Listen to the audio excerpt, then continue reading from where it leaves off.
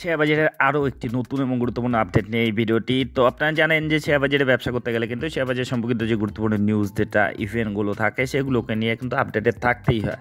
আর এই চ্যানেলে সে ধরনের ভিডিও আপডেট দেওয়া হয়। তো সে ধরনেরই আর কি রেগুলার বেসিসে আপডেট পেতে চ্যানেলটি সাবস্ক্রাইব করে রাখবেন। তো আজকের যে ডেটে ভিডিওটা হচ্ছে 7/1/2025। তো মার্কেটে কিছু ইম্পর্টেন্ট স্টকের ইম্পর্টেন্ট আপডেট দেখে নেব। আপডেট বলতে এই স্টকগুলিতে এই শেয়ারগুলিতে যে ব্রোকারেজ হাউসগুলো রয়েছে, যে অ্যানালিস্টরা রয়েছে, তারা বিভিন্ন ধরনের রেটিং রেখেছে, বিভিন্ন ধরনের টার্গেট রেখেছে।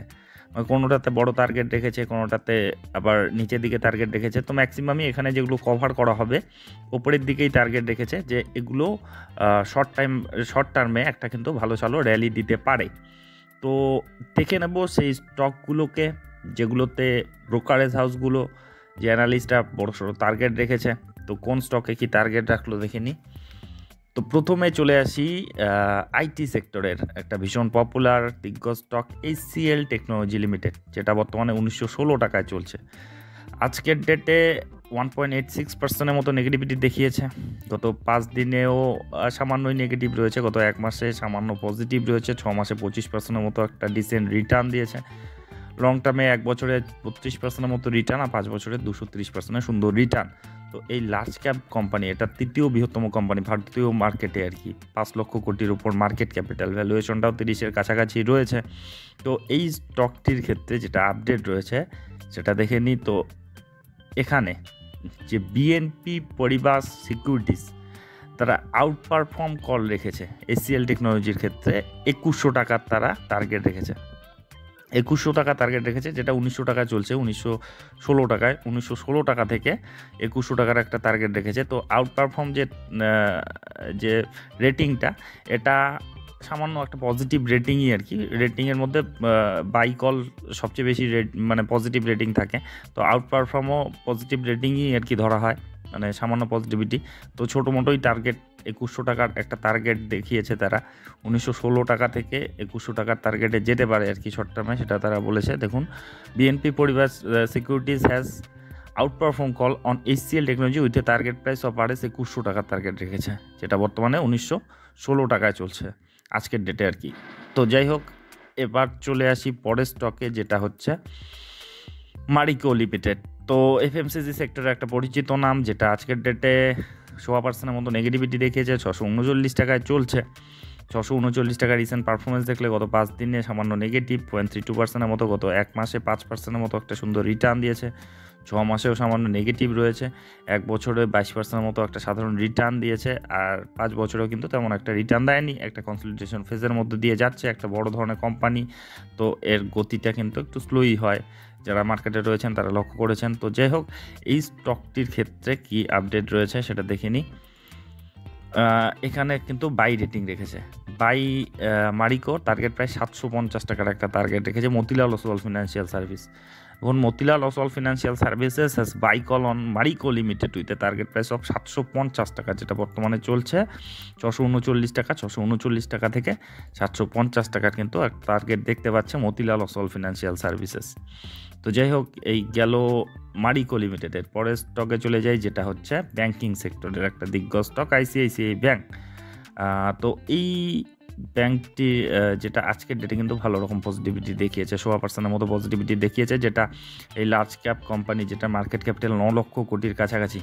তো এর 1280 টাকায় বর্তমানে চলছে। রিসেন্ট পারফরমেন্স যদি দেখেন, গত 5 দিনে সামান্য পজিটিভ রয়েছে, গত 1 মাসে 3% মতো নেগেটিভ রয়েছে, 6 মাসে 3% মতো সাধারণ একটা রিটার্ন দিয়েছে, 1 বছরে 30% মতো রিটার্ন। আর লং টার্মে কিন্তু মানে লার্জ ক্যাপ কোম্পানিগুলোর মধ্যে একটা কনসিস্টেন্ট প্লেয়ার এবং ভালো রকম গ্রোথ, মানে অন্যান্য ব্যাংকের চেয়ে এই ব্যাংকটির কিন্তু গ্রোথও ভীষণ রকম ভালো রয়েছে আর কি। এর ভ্যালুয়েশনটা, প্রাইস আর্নিং রেশিওটাও কিন্তু খুব সুন্দর রয়েছে, 19-এর কাছাকাছি রয়েছে।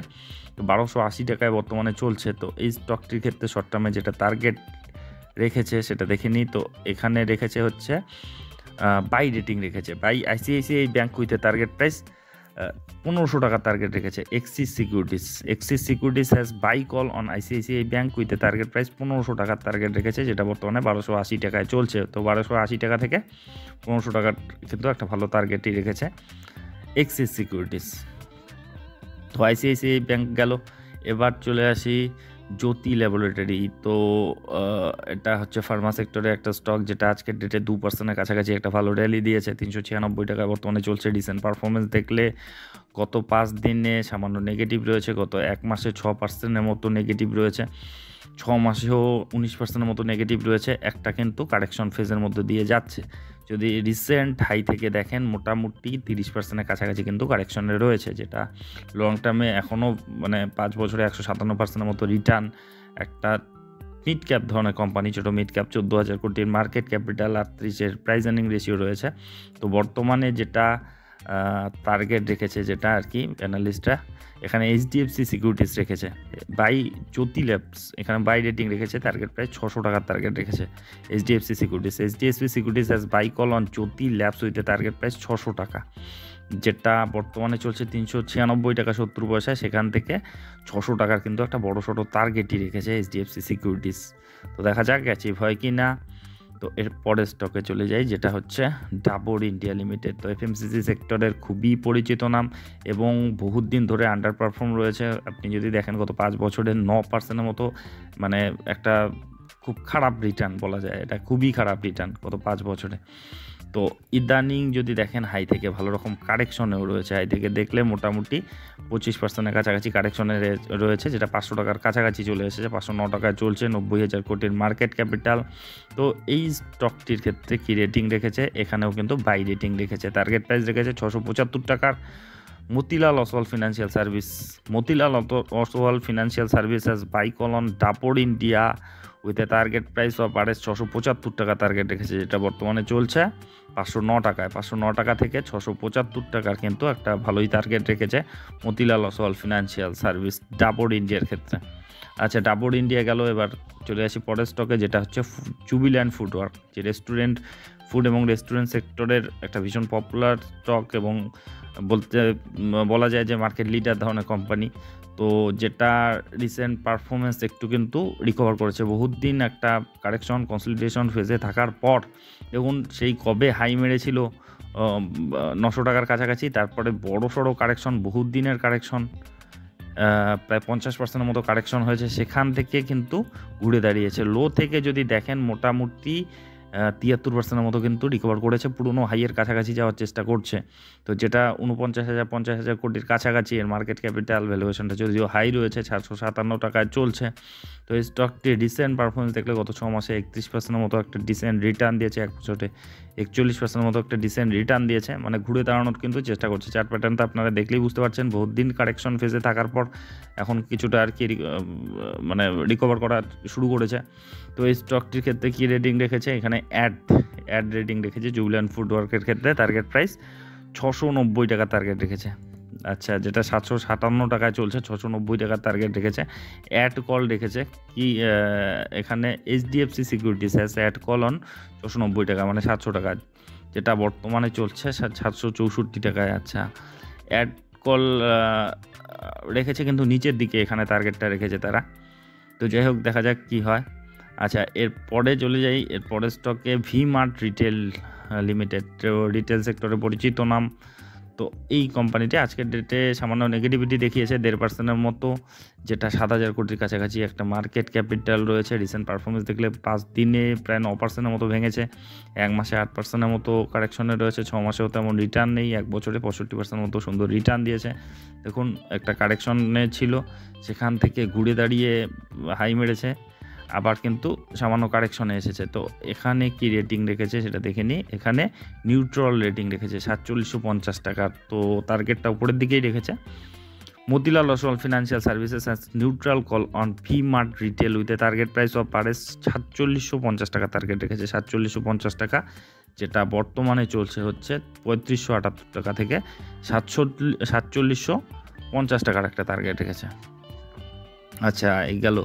আচ্ছা, এর পরের স্টকে চলে আসি, লার্সেন অ্যান্ড টুব্রো লিমিটেড। তো এই স্টকটি যদি দেখেন, এটা লার্জ ক্যাপ ধরনের কোম্পানি এবং দুর্দান্ত একটা স্টক, যদিও গত 1 বছরে তেমন কোনো রিটার্নই দেয়নি, একই রেঞ্জের মধ্য দিয়ে চলছে, চারটা দেখলেই বুঝতে পারছেন।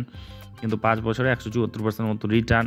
তো লার্জ ক্যাপ ধরনের কোম্পানি 5 লক্ষ কোটির উপর মার্কেট ক্যাপিটাল, এটার যে গতি সেরকম হবে, মানে এরকমই একটা গতি পাওয়া যায় যে 5 বছরে অন্তত টাকা ডবল করে দেওয়া, এরকম আর কি আশেপাশে। তার চেয়ে অনেক ভালো পারফরমেন্স দিয়েছে গত 5 বছরে।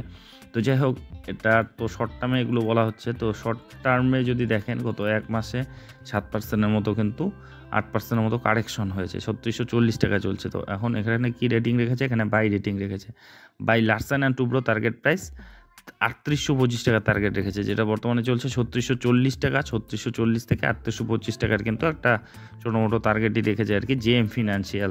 JM financial has buy call on Larsen and Toubro with a target price of 3825 টাকা, যেটা বর্তমানে চলছে 3640 টাকার। আচ্ছা, এই গেল লার্সেন অ্যান্ড টুব্রো। এর পরের স্টকে চলে আসি, যেটা হচ্ছে মুথুট ফিনান্স। আজকের ডেটে 1%-এর ওপরে একটা পজিটিভিটি দেখেছে। গত 5 দিনেও 3%-এর মতো রিটার্ন দিয়েছে। 1 মাসে 10%, 11%-এর মতো সুন্দর রিটার্ন দিয়েছে। 6 মাসে 23%-এর মতো।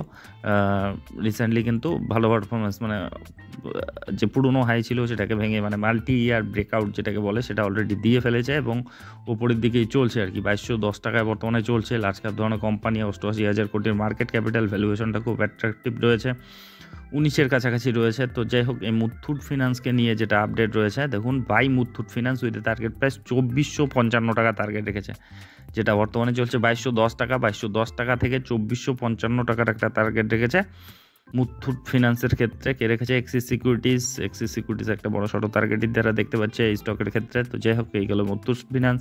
এর পরের স্টকে চলে আসি, যেটা হচ্ছে ইনফোসিস লিমিটেড, দ্বিতীয় বৃহত্তম একটা আইটি সেক্টরের পরিচিত, খুবই পরিচিত এবং পপুলার নাম, যেটা একটা টার্গেট রেখেছে, যেটা বর্তমানে চলছে 1929 টাকায় বর্তমানে চলছে। রিসেন্ট পারফরমেন্স দেখলে গত 5 দিনে 2.25%-এর মতো রিটার্ন, 1 বছরে 1 মাসে আর কি সামান্যই পজিটিভ। গত 6 মাসে 16%-এর মতো রিটার্ন, 1 বছরে 26%-এর মতো রিটার্ন, আর 5 বছরে 161%-এর মতো রিটার্ন। তো যাই হোক, 1929 টাকায় চলছে। এটাকে নিয়ে যেটা টার্গেট রয়েছে, দেখুন বাই টার্গেট রেখেছে, বাই কল রেখেছে এবং টার্গেট প্রাইস রেখেছে 2335 টাকা টার্গেট রেখেছে axis securities. Axis securities has buy call on Infosys with a target price of 2335 টাকার।